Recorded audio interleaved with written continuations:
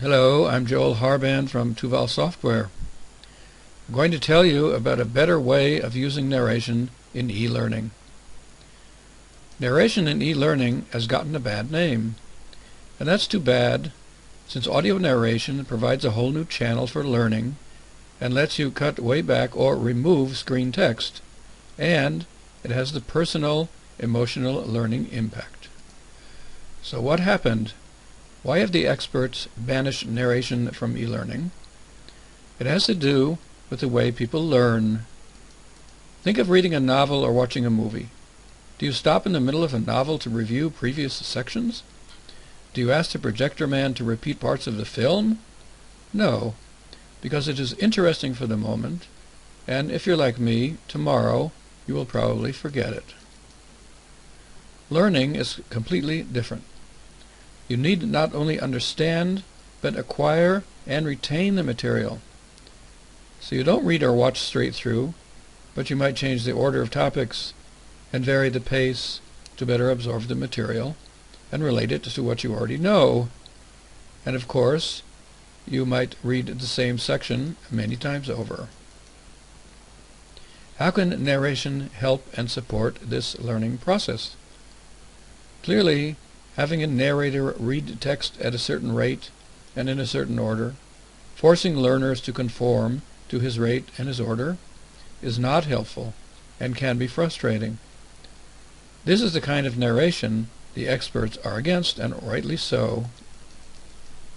But what if the narrator were to conform to the learner's needs by varying his rate and order and repeating sections, if you would want him to?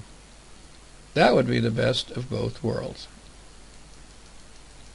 I am happy to report that we have developed a narration model that does just that. Learners can choose to hear topics read in fixed order, sequentially, or alternatively, they can hear them read in any order they want by selecting topics interactively, and they can vary the rate of speaking between normal and fast.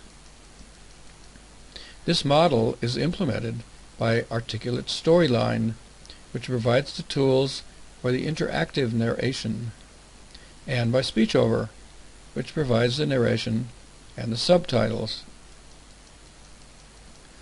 Now let's look at this storyline presentation that you see on the screen.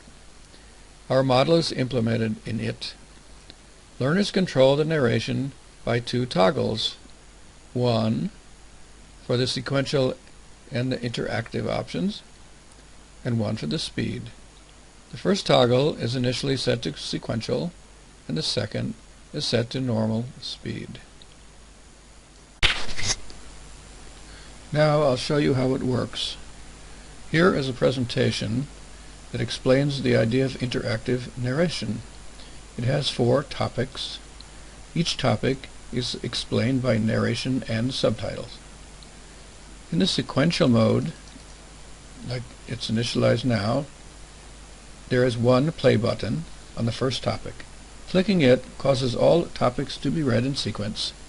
You can stop at any time with the stop button that appears on the current paragraph. Let's try it. Hello, I'm Heather from Tuval Software. I'm really excited to tell you about a new model and paradigm for integrating narration and e-learning. In the interactive mode, let's change to interactive. Play buttons appear at each topic so that you can choose to play them in any order or repeating them any number of times, and even interrupting one in the middle. Let's see how that works. Start with the first one. Hello, I'm Heather from Tuval Software. I'm really excited to tell you about a new model and paradigm. The new model resolves these issues by giving the learners more control over the narration. Go to the last one. Thanks, Heather. Hi, I'm Ryan. Hello, I'm Heather from Tuval Software. So you have total freedom of which topic you want to read at any time, and also to repeat them.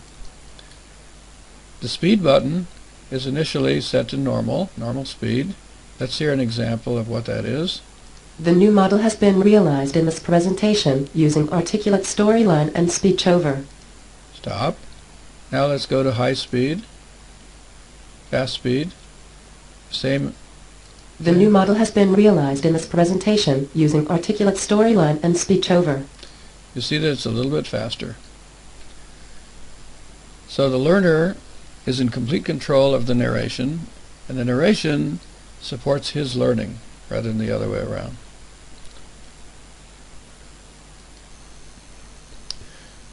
This narration model is useful in different types of learning. We call this the topics type of learning. Now let's see how the model works in other types of learning. First, let's look at the system type of learning. We learn about a system and its parts. Here's a car cooling system. In the sequential mode, we learn about the system as a whole and then the parts, everything in sequence, as follows, or we'll skip parts. Here we start at the top part, which is system description. The cooling system is made up of the passages inside the engine, a water pump to circulate the coolant, a radiator to cool the coolant, a thermostat to control the temperature of the coolant, a radiator cap to control the pressure. Now, a water pump is a simple device that will keep the coolant moving as long as the engine is running.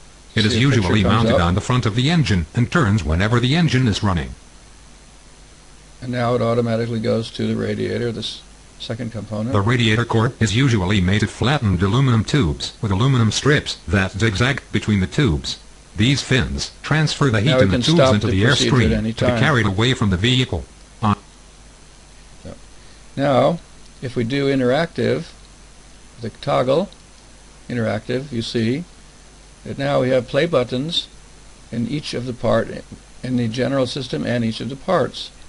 So if I want to hear the general system, the cooling system is made up of the passages inside the engine. If I want to hear one of the parts, a water pump to circulate. The thermostat is simply a valve that measures the temperature of the coolant, and if it is hot enough, opens to allow the coolant to flow through the radiator. The radiator pressure cap is a simple device that will maintain pressure in the cooling system up to a certain point. If the pressure builds up, I want to start again, the pressure cap. The radiator pressure cap is a simple device that will maintain pressure in the cooling system up to a certain point. If the pressure builds up high, again I can play with the speed. Here is still another type of learning. This is called the procedure type. Here we have a procedure of how to find leaks in the cooling system.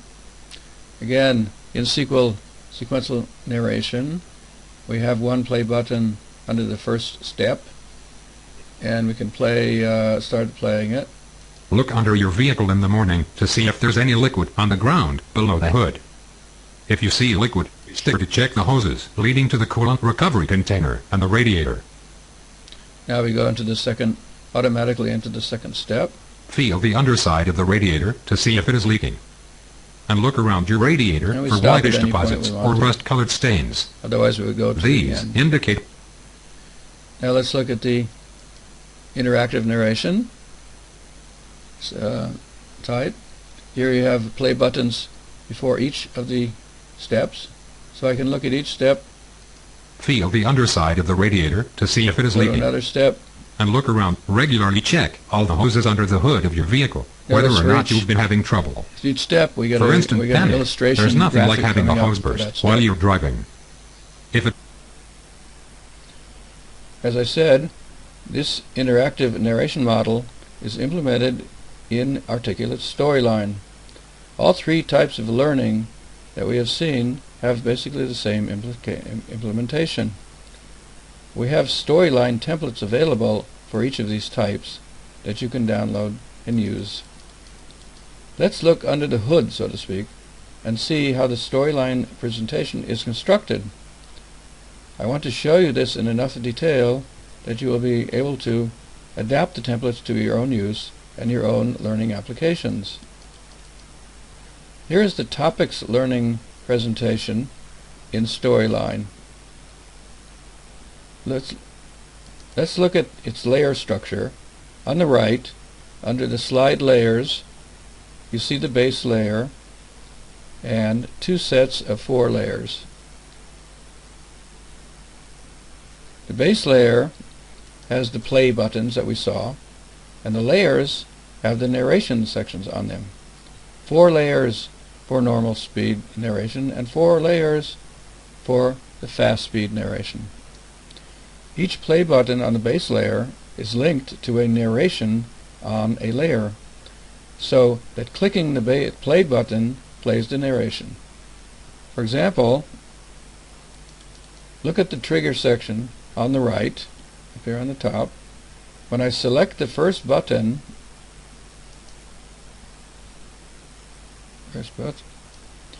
I see that it has a trigger that plays either layer 1 or layer 1 fast, according to the speed toggle setting. Now let's look at layer 1, and we look at the timeline display below. We see the narration, which has the audio track, and above it the subtitles, each subtitle in text box. This is the narration you hear when the play button is clicked. Layer 1 has a stop button on it, positioned over its play button on the base layer. Click on it, and we see its trigger, which stops the narration, and returns to the base layer. Click on the slide background to see the layer triggers. When the narration ends, that is when the layer timeline ends, if the sequential toggle is selected, the next layer, layer 2, is started, which means the narration on layer 2 is played in sequence. For the interactive setting, the layer is stopped and the control returns to the base layer. This is how it works in a nutshell. This template is easy to adapt to your own learning applications. You need to replace the narrations on the layers with your own, and you may need to add or remove layers and buttons. We will show you how to do this later.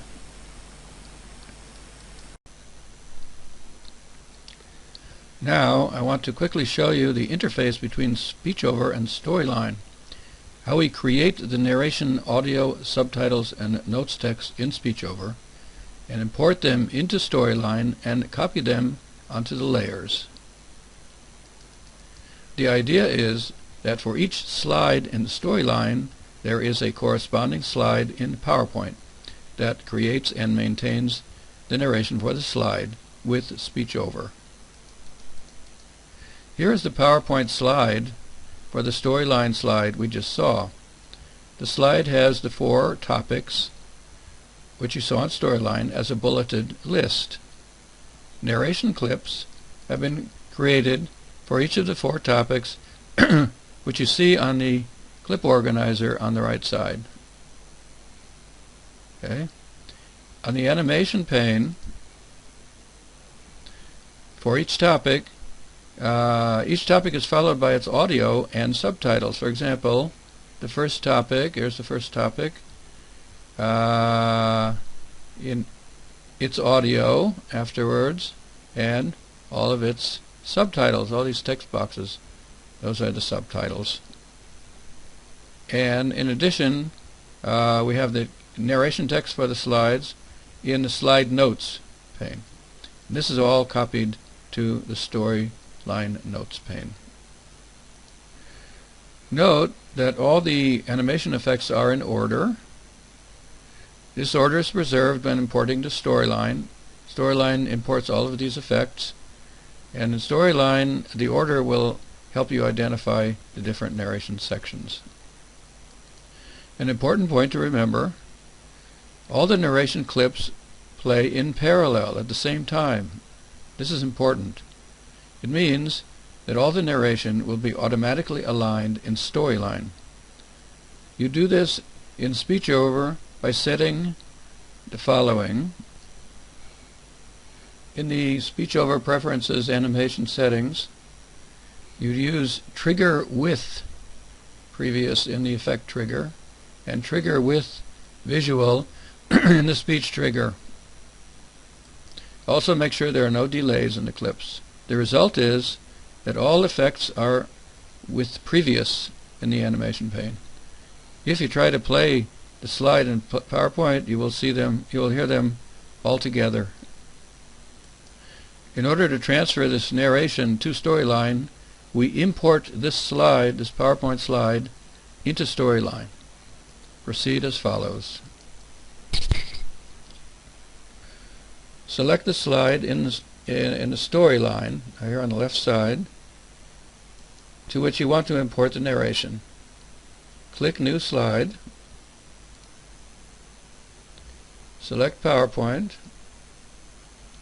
and select the presentation, which contains a narration slide.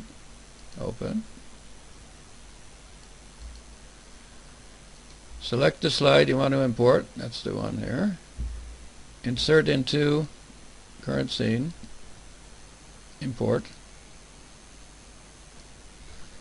Here's a new slide which was just added below the original.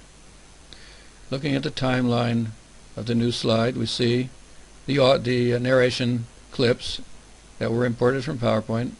Now, as I say, in reverse order, starting from the bottom.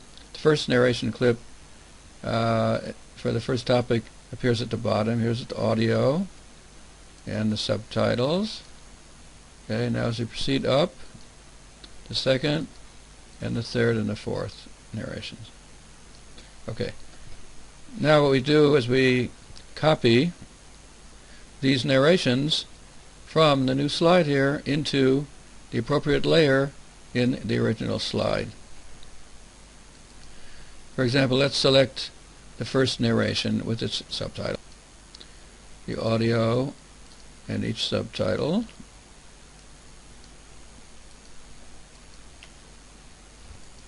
Select until you get to the next audio, and then you do Control-C to copy all of the narration. Now we go and select the original slide. Select the layer to which you want to copy the narration. Here's a layer. First, you have to remove the old narration. Select it together with all of its subtitles. Delete it, and then copy what you copied from paste what you copied from the new file into the layer, and you're done. After you're finished copying all the narrations to the original slide, don't forget to copy the PowerPoint notes to the Storyline notes so that they can appear in the Notes tab on the Storyline presentation.